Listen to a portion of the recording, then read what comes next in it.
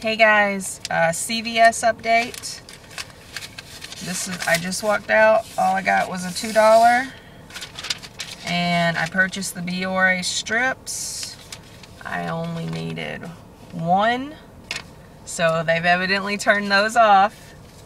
I think the 10 count towelettes still work, but I haven't found any more of those.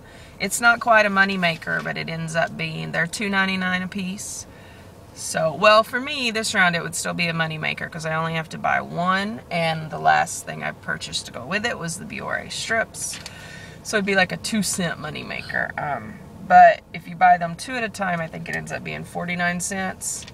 I'll give you an update. I haven't seen many people talk about this, but I did see somebody talk about it yesterday. These are giving back a $2 ECB. Cute little bag. There's just one of the protective pads in there. I'll give those to my great-grandmother. A cute little bag. And so far I've done it 3 times, and it just told me I had one more.